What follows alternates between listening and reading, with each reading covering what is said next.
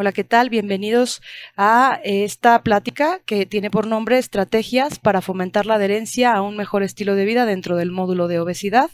Yo soy la doctora Verónica Vázquez Velázquez, soy psicóloga clínica. ¿Por qué es importante saber estrategias para favorecer la adherencia? Porque en el 2004 la Organización Mundial de la Salud establece que mejorar la adherencia terapéutica quizás sea la mejor inversión para abordar efectivamente las enfermedades crónicas. Y como ya vimos, la obesidad es una enfermedad crónica.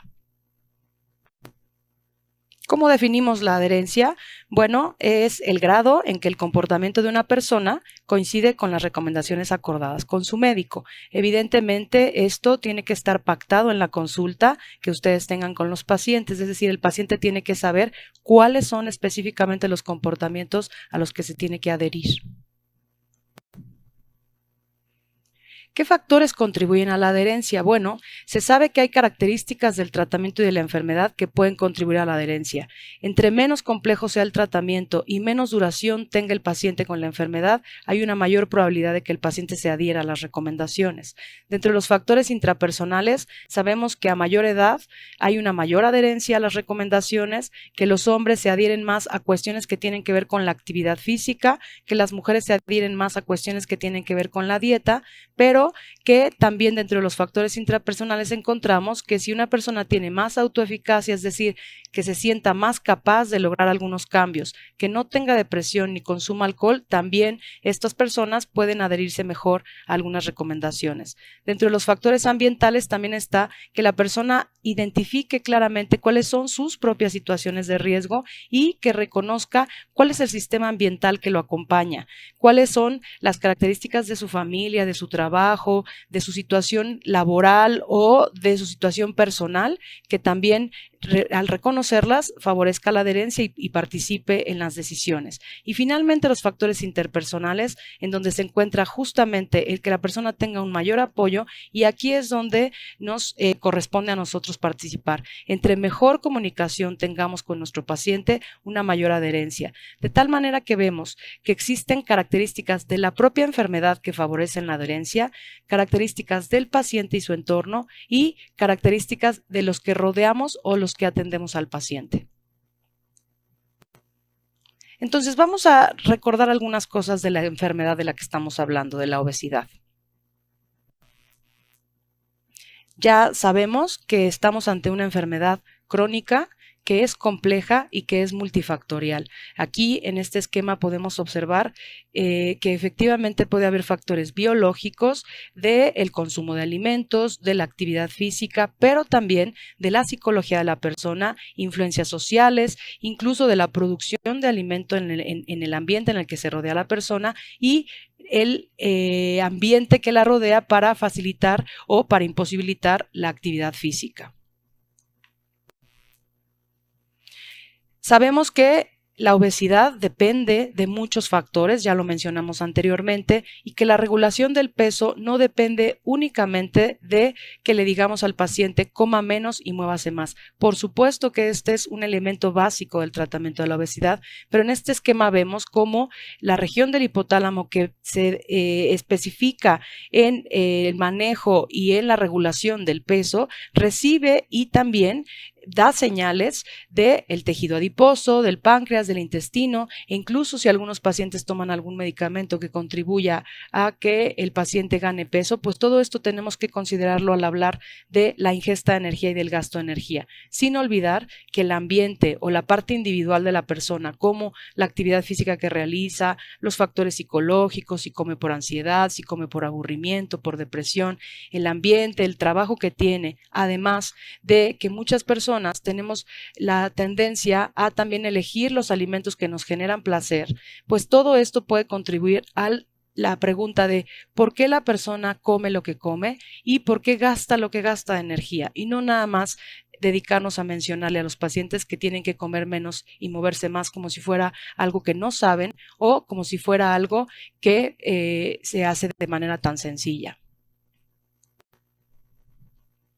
Ya hemos visto a lo largo del módulo todos los elementos del tratamiento de la obesidad. No voy a detenerme aquí, solamente fíjense en el cuadro cuántas posibilidades tenemos, cuántas combinaciones podemos hacer con nuestros pacientes, considerando alimentos, considerando actividad física, considerando la terapia conductual, considerando fármacos y la cirugía bariátrica. Todo esto tiene que ocurrir dentro de una base que se deposita en el sabernos comunicar con los pacientes, basado en la entrevista motivacional, que es de lo que vamos a ver el día de hoy, hablando obviamente de qué vamos a hacer con una persona que está frente a nosotros, que sabe qué hacer, que incluso ha hecho algunas dietas, ha participado en algunas terapias, ha acudido al gimnasio, ha empezado a hacer algún tipo de ejercicio, ha tomado algún fármaco e incluso ha sido sometido a una cirugía bariátrica, y qué necesitamos y cómo necesitamos comunicarnos con los pacientes para tener empatía, resolver su ambivalencia, comunicarnos de manera colaborativa, trabajar las resistencias,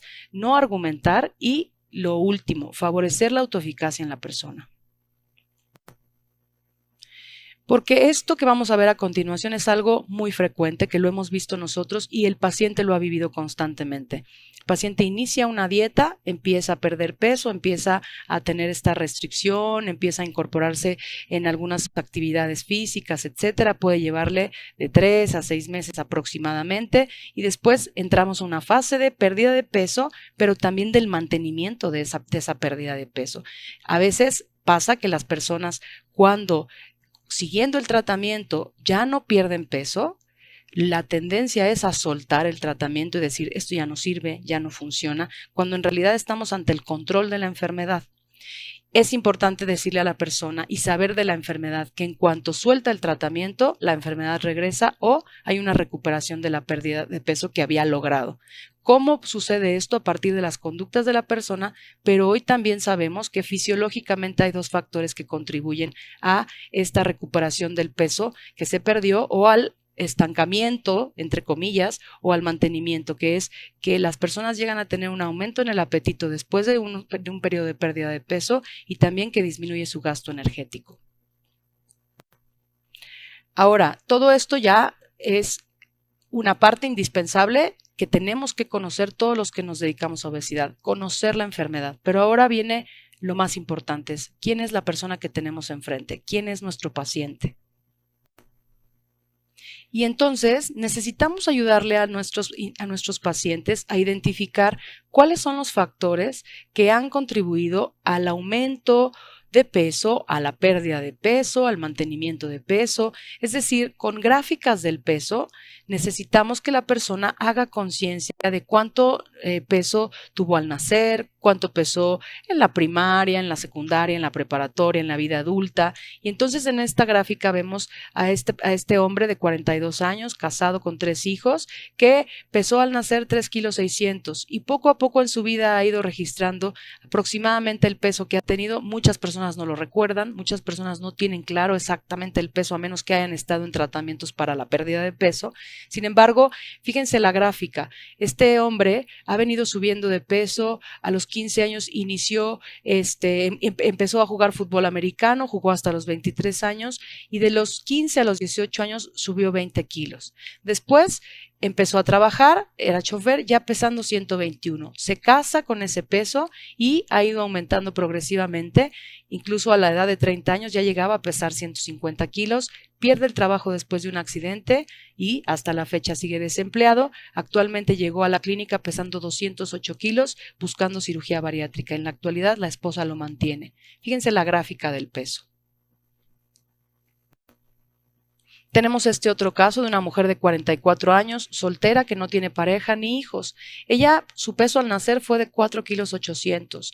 Después fue subiendo de peso, fallece su padre a los 12 años, y ahí es donde ella detecta que tiene un peso alto, que llega a pesar 70 kilos. Después baja 10 kilos para su fiesta de 15 años, posteriormente recupera una gran cantidad del peso perdido y además llega a pesar 110 kilos, entra a la universidad a los 18 años, después entra a trabajar, bajó un poquito, llegó a pesar 90 kilos, subió hasta 131, teniendo un trabajo muy estresante, cambió de residencia, posteriormente se realiza cirugía bariátrica y en la actualidad pesa 84 kilos. Actualmente no tiene empleo y regresa a vivir al DF. Fíjense de nuevo en cómo se fue construyendo esta pérdida y esta recuperación del peso.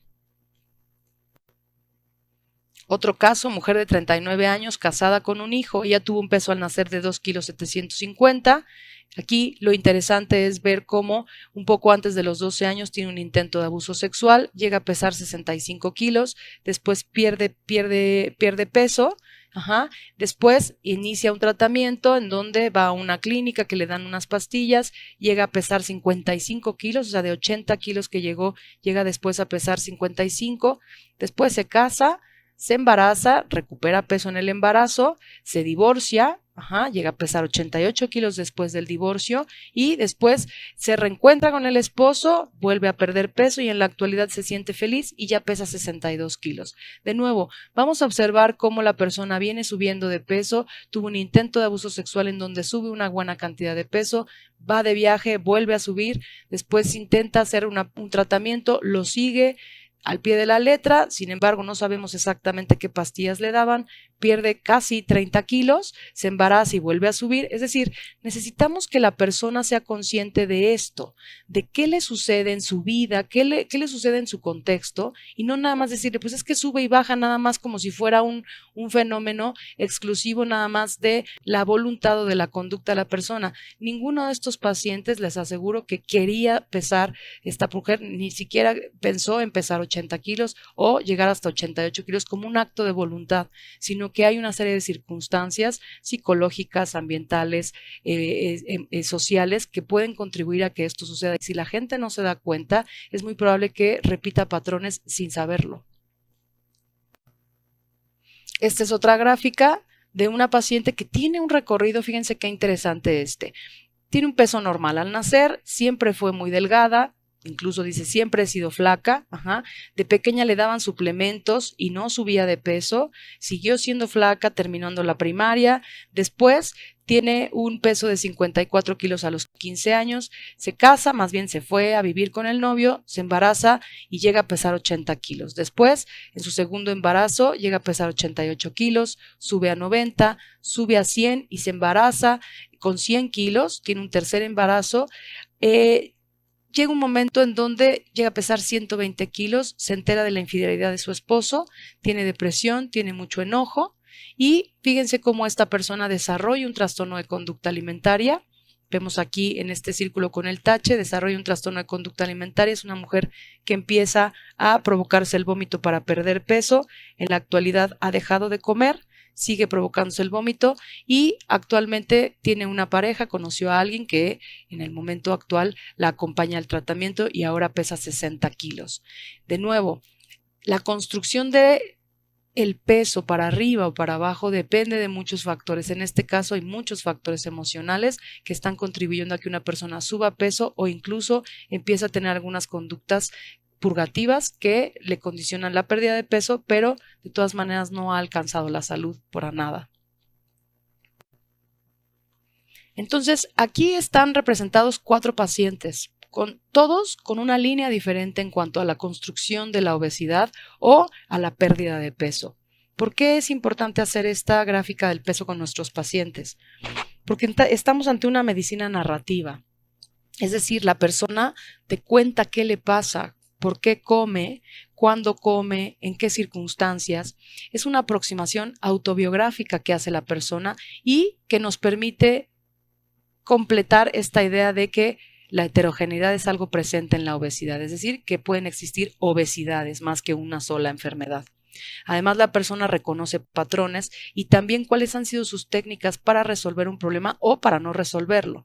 Y es un cuidado centrado en el paciente. Esto, si un paciente tiene una gráfica de peso, es más factible que se comprometa a ciertos cambios basados en él y no basados en un libro o basados en experiencias con previos pacientes. Y también tenemos que ver cuál es este entorno de la persona en el momento actual, sin duda. Si una persona acepta la obesidad como una enfermedad crónica, sin duda, esto es un paso importante. Tenemos que saber cuál es su estatus socioeconómico en el momento actual, ¿Qué problemas existen en la salud mental? Es frecuente que las personas con obesidad presenten al menos alguna de estas enfermedades como depresión, ansiedad, trastornos de conducta alimentaria, uso de alcohol y sustancias y trastorno por déficit de atención. Fíjense cómo las prevalencias van desde un 7 hasta un 72% de personas con obesidad que tienen algún padecimiento de salud mental. La toma de medicamentos, si toma algún medicamento que contribuye a la ganancia de peso, si tiene motivación y cuáles son las razones para cambiar, y también si tiene algunas otras enfermedades que le preocupan, que le afectan. Y por otro lado, también existen presiones sociales de la persona, su entorno social, cultural, qué ocupación tiene, qué obligaciones tiene, quién la apoya, cómo es su alimentación, en función obviamente también de su situación actual y la interacción que tenga con el equipo clínico. Si existe una interacción inadecuada con el equipo clínico, lamentablemente estamos ante un problema que nos toca a nosotros resolver. Esto nos lleva a preguntarnos qué tanto nosotros podemos contribuir a que un paciente se adhiera. Pero para esto tenemos que preguntarnos por qué para algunos es tan difícil diagnosticar y tratar la obesidad. Hay muchos estudios que hablan de los médicos que se les pregunta qué opinión tienen con respecto a las personas que padecen obesidad y muchos dicen que no la tratan, no aceptan en su consultorio pacientes con obesidad porque la enfermedad es muy difícil de manejar. Otros dicen que porque no tienen la capacitación o no cuentan con un consultorio adecuado para los pacientes o que el sistema de salud o que el lugar donde trabajan no cuenta con básculas para pesar a los pacientes. Otros llegan a decir que el diagnóstico de obesidad tiene muy poco efecto porque al paciente no le interesa ni le gusta que abordes ese tema en la consulta, porque algunos llegan a pensar que es solo responsabilidad del paciente el tratar su enfermedad e incluso porque hay muchos que tienen una actitud negativa ante el problema. Todo esto nos lleva a pensar la importancia del estigma en esta enfermedad y vale la pena que revisen muchísimos autores, muchísimos artículos, sobre todo los publicados por Poole y por Brownell, donde se ha demostrado que el estigma, que estos prejuicios que se tienen ante las personas con obesidad, provenientes, por supuesto, de los que atendemos a los pacientes, generan que no demos un tratamiento oportuno. ¿Por qué? Porque no tenemos la manera de continuar revisando al paciente independientemente del peso. No buscamos los diagnósticos, no mandamos a hacer estudios. ¿Por qué? Porque es difícil hacerse una tomografía en una persona que pesa 180 kilos, eso es una realidad, pero en muchas otras ocasiones todos los síntomas que un paciente con obesidad tiene, terminamos diciéndole baje de peso porque ese es el origen de su problema. Y entonces la gente, los pacientes que acuden con un médico que no los explora, que no los revisa, que reciben un prejuicio e incluso algunos llegan a aceptar que han sufrido maltrato por parte de médicos, nutriólogos, enfermeras, psicólogos, psiquiatras, pues entonces eso los lleva a ya no buscar tratamiento, lo cual puede terminar afectando mucho más la salud del paciente y perpetuar un círculo vicioso que tiene que concluir con la revisión personal que tenemos que hacer los que tratamos a los pacientes con obesidad de si tenemos un prejuicio ante estas personas y lo que esto puede afectar su salud. Entonces, ¿qué podemos hacer los que nos dedicamos a obesidad además de conocer la enfermedad, conocer a la persona que tenemos enfrente y conocer nuestras propias actitudes ante la persona y ante la enfermedad? Bueno, pues hay muchas estrategias para favorecer la adherencia. Como ya vimos, la recomendación de la OMS es tenemos que trabajar sobre la adherencia y la prevención es importante, por supuesto, pero para las personas que ya tienen la enfermedad tenemos que saber qué hacer. Hay muchas estrategias. La primera, y vamos a ir revisando una por una a continuación, la primera es brindar un tratamiento centrado en el paciente. La segunda, tener una estructura para el diagnóstico y para el tratamiento, basado en el modelo de las 5 A's que ahorita vamos a ver. Identificar la etapa de motivación del paciente, saber si el paciente está listo para iniciar un tratamiento. Además, desarrollar una comunicación colaborativa basada en la entrevista motivacional, indicar el uso del automonitoreo, establecer un plan de prevención de recaídas, canalizar con otros profesionales de la salud, dar seguimiento y siempre tener la capacidad de volver al punto número 1, que es volver a brindar un tratamiento centrado en el paciente en las condiciones en las que llegue o en las condiciones en las que continúe el tratamiento. ¿A qué nos referimos con brindar un tratamiento centrado en el paciente? Sin duda, cada uno de ustedes va a generar una forma de ver a los pacientes. Todos tenemos formas diferentes. Hay médicos muy directos, muy estructurados, muy concretos, que dan indicaciones en 10, 15 minutos de consulta. Hay médicos que intentan buscar un poquito más, intentan llegar al paciente a través de algunas estrategias. Hay algunos otros que le dan muchas vueltas, regresan, le vuelven a pedir estudios, no dan el diagnóstico de obesidad, después lo dan, pero etcétera, etcétera, ¿sí? ¿Qué es un tratamiento centrado en el paciente? Un tratamiento centrado en el paciente es que nos acerquemos a la persona que tenemos enfrente en el consultorio. No que desde nuestro lugar de expertos, de médicos, de licenciados, etcétera, demos instrucciones, sino que estemos más cerca de la persona, conociendo cuáles son sus intereses, sus preferencias, sus preocupaciones y la actitud que tiene ante la enfermedad. Número 2. Tener una estructura para el diagnóstico y tratamiento basado en el modelo de las 5 A's. Este modelo fue creado por el Grupo de Trabajo de Canadá, enfocado al manejo de la obesidad. Vale la pena que lo revisen de nuevo. Aquí estamos viendo solo un pedacito de lo que es, pero la base del modelo de las 5 A's es reconocer que estamos ante una enfermedad crónica que requiere un seguimiento de por vida y que tenemos que trabajar constantemente con las barreras que tienen nuestros pacientes, con buscar soluciones, y que el mejor peso para una persona no es el peso ideal, sino es el peso más saludable que pueda alcanzar. Y estas 5 A's son las que vemos aquí. La primera, averiguar. Segunda, analizar. Tercera, asesorar. Cuarta, acordar. Y finalmente, acompañar. ¿A qué se refiere la primera A de averiguar? Que tengamos un espacio y un ambiente adecuado. De entrada, cuando uno recibe a una paciente con obesidad, tiene que tener una silla adecuada para recibirlo, sillas que tengan un gran soporte y que no tengan descansabrazos, que tengas un equipo para el diagnóstico adecuado, que tengas un baumanómetro adecuado con un manguito que pueda abarcar todo el brazo del paciente, que tengas básculas de gran capacidad, que tengas una sala de espera obviamente amigable para el paciente con obesidad, donde revises incluso qué tipo de revistas, qué tipo de publicidad tienes en la entrada. Y una vez que el paciente se siente cómodo, preguntarle, ver si está preparado para el cambio.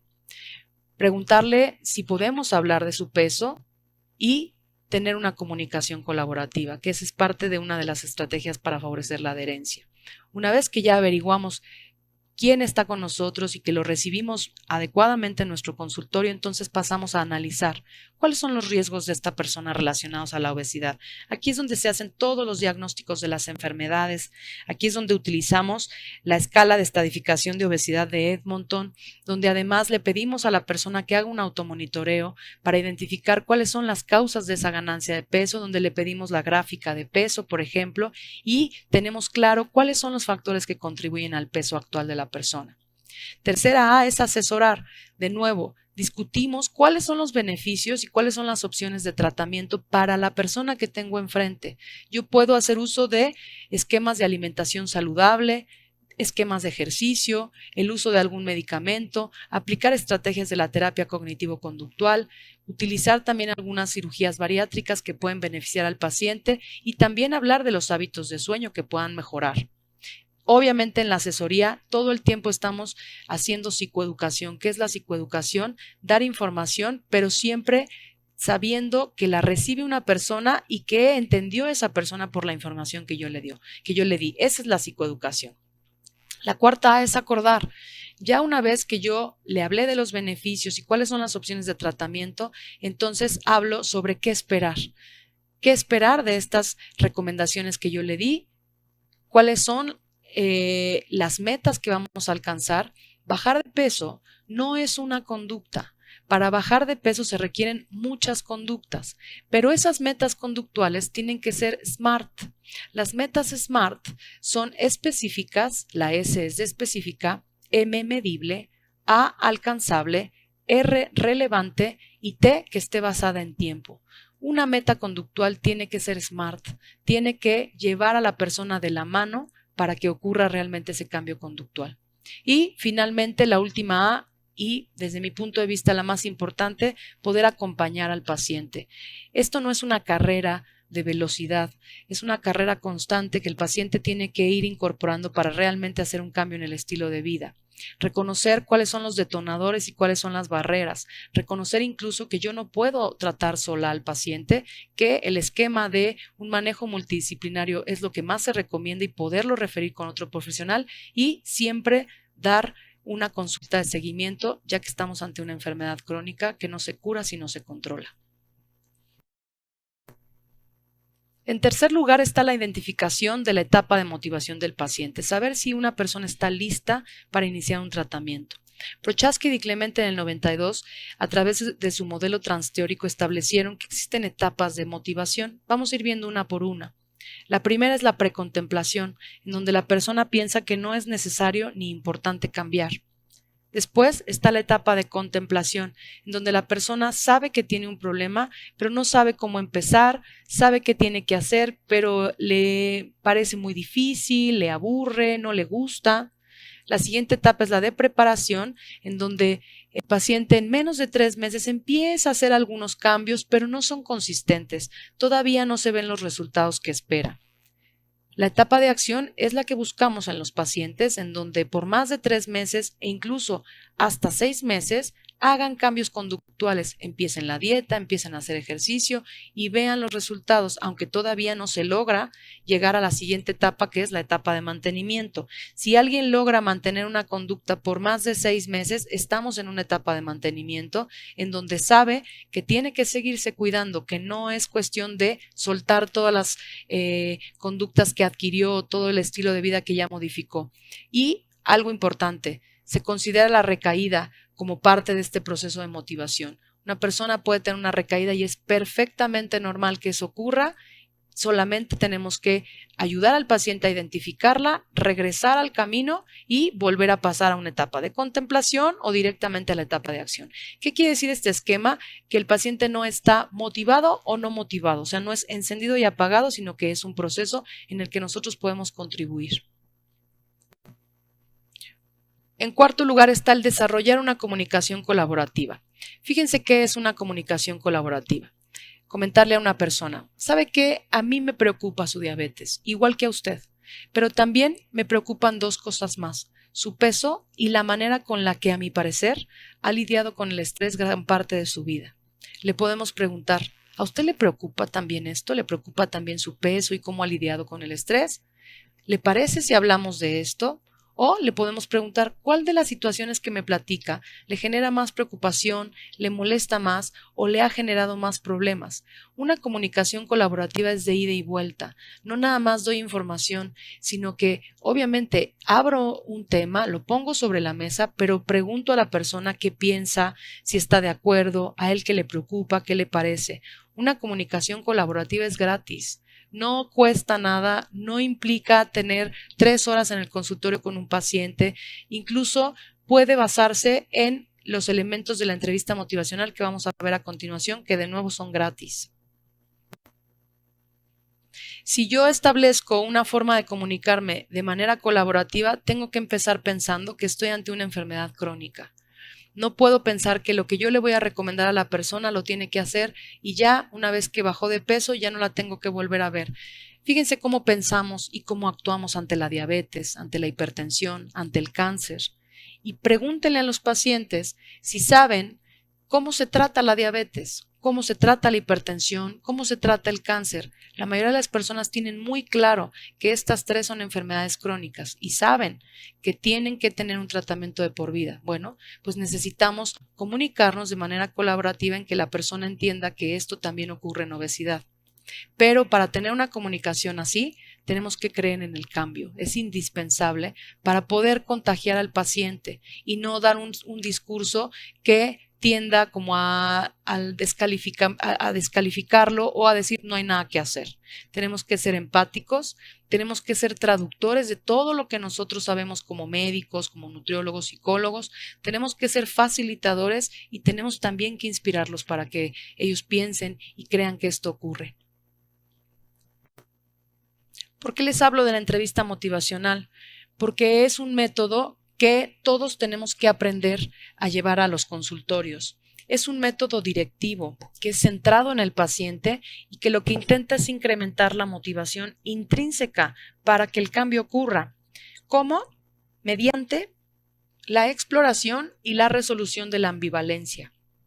La ambivalencia es algo natural, es algo humano, no es algo patológico. La ambivalencia no es otra cosa más que eso que te dice una persona: yo sé que esto es bueno para mí, yo lo quiero hacer, pero no lo hago, pero es muy difícil.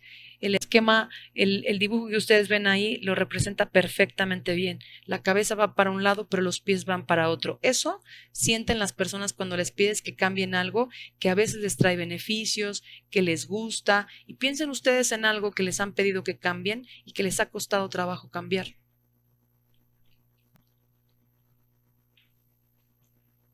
La entrevista motivacional no es una técnica para forzar al paciente a hacer algo que no quiere hacer. Es una técnica colaborativa para movilizar al paciente a través de lo que lo motiva a él, no a mí, no a los libros, no a su esposa, no a su mamá, sino lo que lo mueve a él. ¿Cuáles son los principios generales de la entrevista motivacional? Si recuerdan estos 5 principios, ustedes pueden aplicar entrevista motivacional seguro en el consultorio. Fíjense, el primero, ser empáticos y expresar esa empatía. Ser bastante honestos y entender realmente a la persona que tenemos enfrente sobre lo difícil o sobre su situación actual. También otro principio es reconocer las discrepancias. Tienen razón las personas al decir: es difícil seguir un plan de alimentación cuando voy a una fiesta. Tienen razón, y reconocerles la discrepancia o reconocerles esta ambivalencia que sienten al decir: ya sé qué es lo que tengo que hacer, pero no lo hago. Validar esa experiencia que es difícil es otro principio general de la entrevista motivacional. Evitar argumentar y discutir. No llegamos absolutamente a ningún lugar si seguimos argumentándole a los pacientes: es que usted tiene que cuidarse, es que se va a morir, es que no le preocupa a su familia. La verdad es que los pacientes saben muy bien las consecuencias de tener obesidad. Incluso se las han dicho varias veces, las viven día a día, y argumentar con ellos y discutir no tiene ningún sentido. Además, aumenta la resistencia por parte de ellos, que es lo que hay que trabajar, que es el cuarto principio. Trabajar las resistencias es también identificar en qué momento es adecuado yo poder proporcionarle información a la persona, pedirle permiso para hablar de ello e incluso decirle: tienes razón, otra vez volver a ser empático y decirle: tienes razón, tal vez no he sido claro, o tienes razón, tal vez no hemos entendido muy bien qué te pasa, o tienes razón, te ha costado mucho trabajo, y eso disminuye muchísimo la resistencia. Y por último, el último principio es apoyar y fomentar esta autoeficacia de las que ya les hablé al principio de esta plática. Pero ¿cuáles pueden ser técnicas de la entrevista motivacional? Bueno, vamos a verlo más bien como un menú, como si ustedes fueran a un restaurante y dicen: ¿de qué tengo ganas hoy? O ¿qué necesito hoy? ¿O qué quisiera comer? Bueno, pues las técnicas de la entrevista motivacional son como una caja de herramientas, como un menú. No se pueden aplicar todas al mismo tiempo con todos los pacientes. Si tú necesitas colgar un cuadro, necesitas ¿qué? Un martillo y un clavo. Si te pasan un desarmador, pues puedes intentarlo, pero no es una técnica correcta para clavar un cuadro. Entonces, de esa manera es que nosotros trabajamos para generar esta comunicación colaborativa. ¿Qué necesito en este momento con este paciente? Las 4 técnicas básicas de la entrevista motivacional son estas 4: preguntas abiertas, afirmaciones, escucha reflexiva y poder hacer resumen. Bueno, vamos a mexicanizarlo y vamos a pensar también en otras estrategias. Fíjense muy bien, estas 4 pueden ser lo mismo que estas que están viendo aquí con el acróstico de prepara. La primera P son preguntas abiertas. Ahorita vamos a ver a qué nos referimos, pero tiene que ver con que nosotros podamos preguntarle a alguien algo que dé una respuesta que permita tener más información para la elaboración o para el cambio. No son preguntas que únicamente tengan como respuesta sí o no. Las preguntas abiertas tienen que tener una dirección. La reestructuración positiva es algo que requiere una persona que tiene una enfermedad crónica y que tiene que aprender a resolver o a controlar con lo que cuenta, y tiene que saber también que hay cosas que hace bien o que le pueden servir de su forma de ser. La escucha reflexiva es ir más allá de lo que la persona nos dice. Los seres humanos estamos muy acostumbrados a escuchar para saber qué respondemos o para argumentar en contra de lo que le dijo la otra persona. Una escucha reflexiva es detenernos un poquito a pensar y a poner más atención sobre lo que está diciendo la persona, qué hay debajo de eso, de esa frase que está diciendo. Ahorita vamos a ver un ejemplo. La otra P de posibilidades. ¿Qué pasaría si hablar todo el tiempo de un lenguaje hipotético? Diga, ¿qué pasaría si? ¿O dónde estaría usted si? La primera A de afirmaciones. Las afirmaciones tienen que ver también con la reestructuración positiva, que es validar la experiencia de la persona y afirmar que estamos ante un problema complejo. La R, para hacer un resumen. Pueden hacer ustedes resúmenes todo el tiempo a lo largo de la consulta o hasta el final de la consulta. Esto le da a la persona la sensación de que estás ahí, que estás poniéndole atención y que con otras palabras tú le estás explicando lo que él te dijo. Y por último, que el paciente se lleve todo lo necesario para automotivarse. La motivación, les repito, viene desde dentro de la persona, no desde afuera. Y que la persona conozca las estrategias para automotivarse es una de las estrategias también para tener una comunicación colaborativa. Vamos a ver algunos ejemplos para que quede más claro.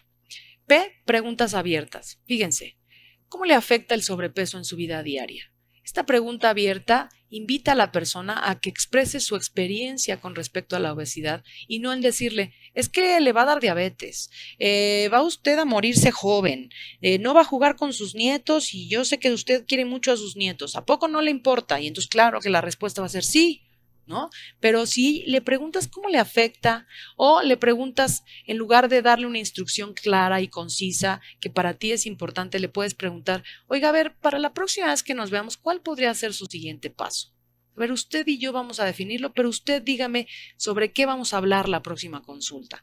O otra pregunta abierta es, ¿qué necesita usted para sentirse apoyado? ¿Por su familia? ¿Por mí? ¿Por su pareja? Son preguntas abiertas que invitan a que la persona reflexione y dé respuestas que llevan a un cambio en la conducta.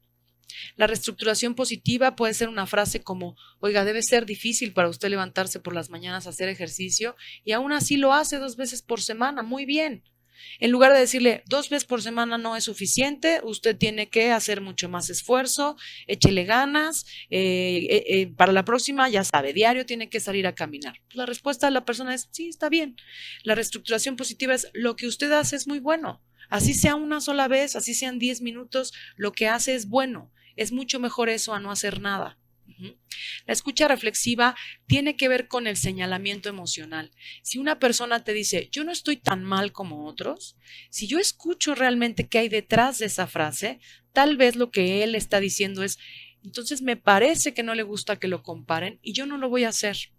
O me parece que lo que a usted no le gusta es saber que está mal. ¿Sí? La escucha reflexiva va más allá de lo que la persona dice. Es como un iceberg. ¿Sí? Es como ver la punta del iceberg y quedarte, ay, mira, está chiquito, y ver que de abajo hay muchísimas cosas por las cuales una persona dice algo. En las posibilidades se encuentra el lenguaje hipotético. Tú le puedes decir, oiga, ¿qué pasaría si usted pierde todos los kilos que tiene de más? ¿Cómo sería su vida? Podemos también a algunos pacientes decir, oiga, si usted estuviera en mis zapatos, ¿qué consejo se daría? Ayudar al paciente a moverse de donde está mediante un lenguaje hipotético, que haga hipótesis, que se salga de donde está, que se imagine que pasan las cosas. Le pueden decir, si tuviera usted una varita mágica, ¿dónde la pondría para cambiar, para que ocurra todo eso que usted está deseando? La primera A, que es de afirmar, fíjense cómo afirmas a una persona. Fíjese que usted tiene que enfrentarse a muchos retos en el trabajo por lo que me platica. Entiendo que necesite desconectarse cuando llega a casa y no prepararse un atún con un té. Tiene razón, a veces queremos llegar a casa y lo que queremos es apapacharnos. No le estamos dando permiso para que lo haga, sino estamos afirmando su experiencia y diciéndole, tiene usted toda la razón, es difícil.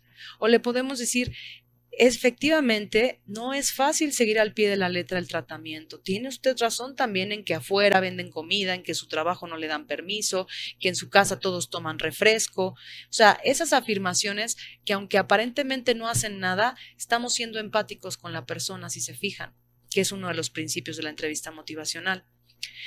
Resumir, oiga, si entendí bien, entonces lo que usted me está diciendo es esto. A ver, déjeme hacer un resumen de lo que me ha dicho para ver si entendí bien. Esa es una forma de resumir. Y la automotivación, por último, tiene que ver con la apreciación, con la confianza y con el reforzamiento. Por ejemplo, si usted hiciera ejercicio, ¿cuál le gustaría hacer? No le estoy diciendo que lo haga, solo cuénteme cuál le gustaría hacer.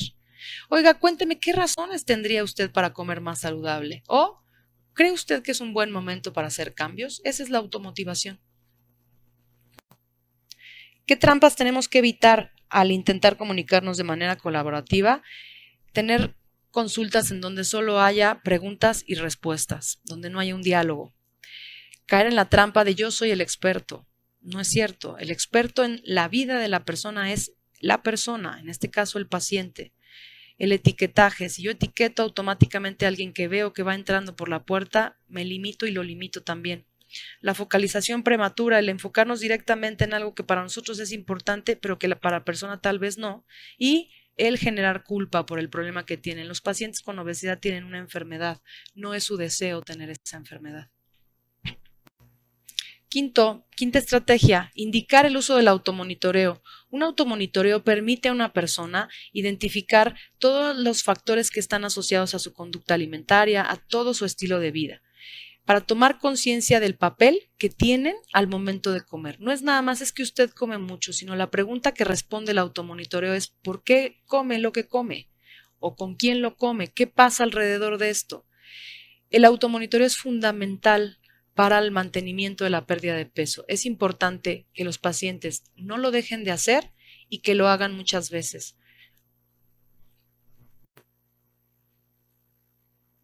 Hay muchos formatos de automonitoreo. No se agobien si solo ven este formato. Puede haber un formato más libre, donde es una manera de diario.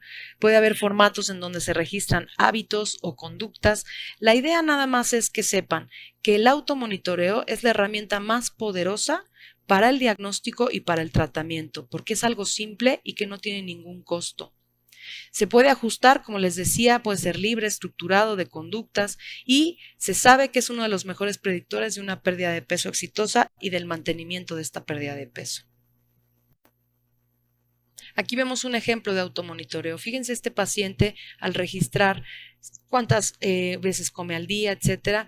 También podemos ver errores en el entendimiento o en la comunicación por parte de nosotros. Al paciente se le dejó una colación en donde tenía que incluir una ración de pan y una ración de proteína, y las colaciones del paciente eran tortas de 3 quesos. Esto nos puede dar risa, por supuesto, pero esta puede ser también una herramienta para identificar si nosotros hemos sido claros con las indicaciones o con las recomendaciones que hemos dado a un paciente. Sirve para muchísimo el automonitoreo. Sexta estrategia, que ustedes puedan ayudarle a la persona a establecer un plan de prevención de recaídas. En primer lugar, si hay una recaída, mantengamos la calma. Estamos ante una enfermedad crónica, les repito, en donde no es una carrera de velocidad, es una carrera de obstáculos constante. Hay que reconocer qué pasó, por qué fuiste vulnerable para tener la recaída. Te fuiste de vacaciones, te enfermaste, comiste fuera de casa, estuviste en una época de exámenes, hubo un problema en tu casa, un problema emocional. Hay que analizar la situación de recaída. ¿Qué te pasó? A ver, cuéntame. Háganlo con curiosidad, no juzgando, solamente con curiosidad. Y entonces, una vez que la persona tenga la recaída, decirle, ok, vamos a actuar inmediatamente, vamos a organizar un plan, porque acuérdate, ¿cuáles son las razones por las que tú llegaste aquí? Por las que quieres perder peso. Y pregúntenle si necesita ayuda, ayuda de otro profesional de la salud, ayuda de su familia, etcétera. Y si alguien necesita ayuda, si necesitan sumar apoyo social o familiar, pregúntenle esto. ¿Quiénes son las personas que te pueden ayudar? ¿Qué pueden hacer específicamente para ayudarte? ¿Qué tipo de conductas o actitudes no te ayudan y cómo se los vas a informar? El apoyo social no ocurre por sí solo y no vale lo mismo para todas las personas, pero tenemos que ayudarle a los pacientes a comunicar exactamente qué es lo que necesitan, a quién y qué no les sirve. En su vida profesional con pacientes con obesidad van a saber que puede ser necesario que ustedes canalicen a un paciente con otro profesional de la salud, particularmente cuando enviar a un paciente con un profesional de la salud mental. Bueno, cuando ustedes sospechen depresión, ideación suicida, ansiedad, trastornos de conducta alimentaria, abuso de sustancias o de alcohol, para que ustedes también tengan la posibilidad de enviar a un paciente a que reciba un tratamiento adecuado para otras enfermedades que tiene. También cuando ustedes se encuentren ante una dificultad que tiene el paciente para identificar los factores que se asocian a la ganancia de peso. También si tienen un paciente que tenga dificultad para integrar la información o seguir recomendaciones sencillas. No sabemos si estamos ante un problema de inteligencia, de demencia, de trastorno por déficit de atención. También pueden enviar con un profesional de la salud cuando haya resistencia al cambio, cuando haya una conducta conflictiva con el equipo de salud, incluso cuando alguien recupera peso, si está vinculado a un problema emocional y cuando hay una importante disfunción social, personal o laboral. Ahora, ¿cómo hacerlo? ¿Cómo enviar a una persona? No es sencillo, pero una herramienta indispensable es que ustedes, en lugar de manifestar control, es decir, en lugar de decirle tú lo que necesitas es ir con un psicólogo, lo ideal es que ustedes le manifiesten preocupación, que le digan, fíjate que me preocupa mucho tu estado emocional y creo que hay alguien que puede ayudarte para eso. Pregúntenle si ya ha tenido algún tratamiento, si ha ido a psicoterapia, si ha tomado algún fármaco. Esto también nos permite entonces reiterar la necesidad, porque puede ser que la persona que requiera en una ocasión un tratamiento para la salud mental lo pueda requerir otras veces en su vida. Pregúntele qué opina y hagan preguntas abiertas y lenguaje hipotético, que es de estas estrategias de la entrevista motivacional. Pregúntenle, oye, ¿qué tendría que pasar para que acudieras con un psicólogo? ¿Qué tendría que pasarte? ¿Cómo te tendrías que sentir para que realmente creas que es necesario? O vamos a imaginar por un minuto que ya no te sientes triste. ¿En qué sería diferente tu vida? O vamos a decirle, vamos a suponer que vas a psicoterapia o con el psiquiatra. ¿Qué crees que pase? Y también le pueden decir, mira, si tú estuvieras en mis zapatos, ¿qué me dirías? Si me vieras llorando y diciéndote que no puedo dormir todas las noches, ¿qué me dirías? ¿Qué me recomendarías? Esta es una buena manera de enviar a alguien con un profesional de la salud, sea paciente o sea algún amigo o familiar. Octava estrategia, dar seguimiento. En obesidad es indispensable que todo el tiempo esté el paciente identificando barreras y detonadores a lo largo de todo el tratamiento, que ustedes sean capaces de proveer educación actualizada de la enfermedad y también del tratamiento. Ayudar a los pacientes a identificar fuentes de información y tratamientos creíbles que no dañen su salud.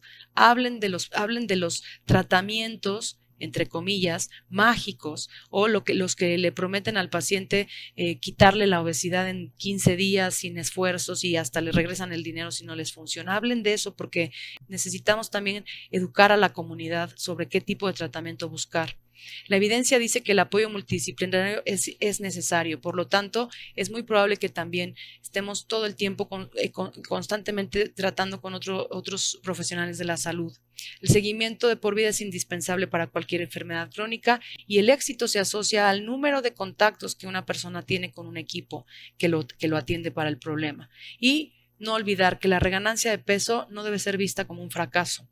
Es una consecuencia o una posibilidad en las enfermedades crónicas. Por último, la última estrategia es volver al punto número 1. ¿Cuál es el punto número 1? ¿Recuerdan? Que es brindar un tratamiento centrado en el paciente. O sea, tenemos que tener la capacidad de regresar, de volver a empezar o de retomar. Simplemente mencionar esto desde la primera consulta favorece la adherencia del paciente a que regrese a consulta, a que no suelte el tratamiento y no se enferme más. ¿Qué podemos concluir de esta presentación? Bueno, todo el tiempo hay que reiterar que estamos ante una enfermedad crónica que va a requerir de ustedes y de ustedes como médicos capacitados para brindar un tratamiento efectivo y obviamente que esté basado en evidencia. Un tratamiento y un médico que toma en cuenta a la persona que la padece, que incorpora estrategias para comunicarse de manera colaborativa, que es capaz de elaborar herramientas individualizadas y que sean para largo plazo. que se enfoca no solo en el peso, sino también en la salud física, en la salud mental y en la calidad de vida. Y recordar que hay un esquema, que puede ser este esquema, este modelo de las 5 A's, que les va a dar a ustedes una guía y una estructura para favorecer estos elementos y lo que estamos buscando, promover la adherencia al tratamiento. No olviden convertirse en médicos empáticos que faciliten el camino del paciente, que le puedan traducir esos conocimientos científicos y que lo puedan inspirar para el cambio.